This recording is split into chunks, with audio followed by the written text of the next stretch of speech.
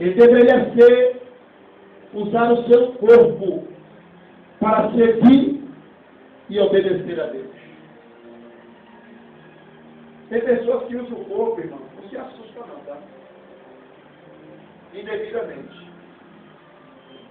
Quando você olha as pessoas que vêm com a miséria do pecado, da prostituição, estão pisando pelo diabo e o cara usando o seu corpo para a prostituição. Mas o corpo do cristão, que faz referência à igreja e individualmente a cada um de nós, tem que ser usado para servir, para prestar, para ser útil e obedecer a Deus. No capítulo 6 aqui mesmo de Romanos, verso 13, Paulo diz assim: nem tampouco apresentei os vossos membros ao pecado por instrumento de iniquidade. Olha o que Paulo diz: eu não quero que vocês apresentem os membros do seu corpo como instrumentos de iniquidade. Assim como o nosso corpo não pode ser apresentado como instrumento de iniquidade, assim como a igreja, que é um corpo vivo, não pode os instrumentos da igreja ser apresentados como instrumento de iniquidade. Que é um pecado deliberado e consciente do mandamento de Deus, isso é iniquidade, que é maldade. Mas Paulo diz: mais apresentai-vos, mais oferecei-vos a Deus, como vivos dentre os mortos, e os vossos membros a Deus, como instrumento de justiça. Eu quero perguntar aqui nessa noite: dá para a gente oferecer o nosso corpo como sacrifício vivo? Diga glória a Deus por isso. Glória a Deus. É isso que Deus quer de nós. Para nós vencermos o sistema deste mundo, é apresentando o nosso corpo para servir e obedecer a Deus. Meu irmão, obedeça, sirva a Deus, presta teu culto, a tua oração, sirva e obedeça aos mandamentos do Senhor. Apresente o teu corpo, dedique-se a tua vida no altar de Deus. Porque na antiga aliança Deus não aceitava nenhum animal morto colocado sobre o altar para sacrifício. Deus não queria nada disso. Deus queria algo vivo. O Cordeiro de Deus que tira o pecado do mundo veio em vida, para com seu sangue nos limpar da iniquidade. Deus não aceita sacrifício morto, mas sim vivo.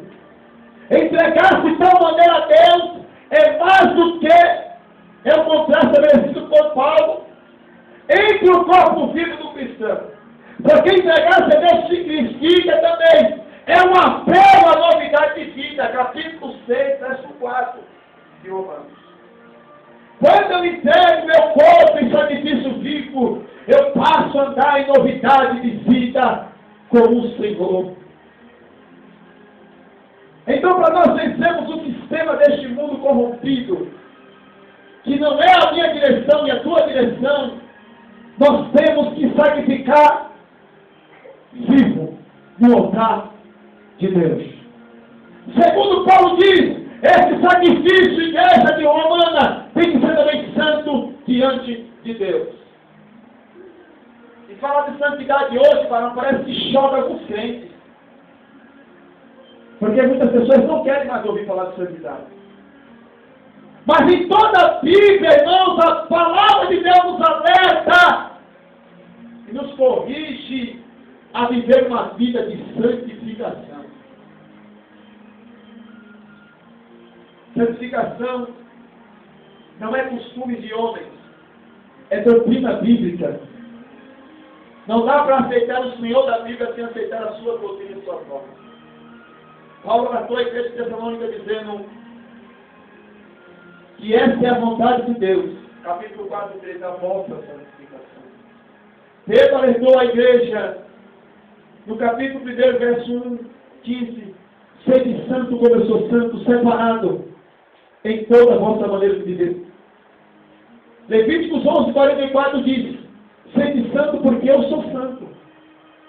Quando você vê Isaías na sua visão, vê com a Trindade, porque entendo que ele viu Deus, mas a Trindade é o único Deus estabelecido em três pessoas distintas. Ele vê os serafins clamando: santo Pai, Santo Filho e Santo Espírito Santo. Então a Trindade é santa no Senhor. Glórias a Deus. E a sua igreja também tem que viver em santidade. Tem pessoas que não querem mais esse tipo de assunto. Né? Porque as pessoas, irmão Fernando, estão hoje vivendo acostumadas, irmã, a ouvir o que quer. Sim ou não, irmãos? Muitas pessoas na igreja, muitos crentes, em determinados lugares, eles querem ouvir aquilo que o pregador, o pastor, o ensinador pode falar, que agrada a sua vida. Mas eu vim dizer essa noite que Deus está nos ensinando aquilo que Ele quer para mim e para você. Uma vida de renúncia, santidade na sua presença. Então todo sacrifício era santo, perceba. Jesus era o Cordeiro de Deus imaculado, incontaminado. E todo sacrifício de animal que era trazido, que era colocado para o sacerdote sacrificado pelos pecados, tinha que ser sem mácula. Não tinha que ter nenhum osso quebrado, nem uma perna, nem uma pata quebrada. Tinha que ser perfeito o sacrifício para Deus. Mas hoje a igreja não quer viver em santidade. Santidade significa uma alusão a um lugar reservado exclusivo para Deus. Para o seu uso. Pega a tua mão assim comigo, por gentileza. Faz assim com o carinho do teu peito. Diga assim: eu vou ser reservado e exclusivo para Deus, para o seu uso. Amém? Nós temos que ser exclusivamente de Deus. Para o uso de Deus. É Deus que tem que nos usar. No capítulo 19 do Êxodo, a Bíblia diz que Deus queria a sua povo, sua nação, como propriedade peculiar e exclusiva dele. E se nós somos exclusivos de Deus, irmão, não temos que ser de mais ninguém. Não é sistema mundano, não são práticas de homens, não são liturgias quebradas, não são seitas que vão influenciar a nossa vida. O único que pode influenciar a nossa vida é o Senhor, o seu pastor, Jesus Cristo de Nazaré. Então, se nós andamos em santidade, nós temos a nossa vida exclusiva e reservada para o serviço do Senhor nosso Deus. Coloque a tua vida, o teu sacrifício, além de vivo, santo no altar. Tudo que você for sacrificar para Deus é vivo e é santo. Terceiro, Paulo diz assim: meus irmãos, coloque um altar de Deus, um sacrifício que agrada a Deus. É uma referência àquilo que é aceitável, àquilo que agrada. Por que, pregador? Porque Deus não aceita qualquer coisa. Irmão, tem hora que eu e você. Deixa eu fazer uma pergunta: você aceita qualquer coisa? Aceita, mano? Deus também não. E Ele, por ser Senhor de tudo, aí é que Ele não vai aceitar qualquer coisa. Às vezes as pessoas falam de Deus de qualquer jeito, pregam de qualquer maneira, cantam de qualquer jeito, ficam a presença de Deus de qualquer maneira, e não deixa Deus trabalhar na sua vida. O sacrifício para Deus tem que ser aceitável diante dele. É uma referência àquilo que Ele vai aceitar, agradável. Deus quer um sacrifício que venha agradável, irmão. Às vezes nós temos que parar e analisar: Deus, será que eu estou fazendo um sacrifício que está agradando ao Senhor? Nós temos que parar e entender isso muitas vezes.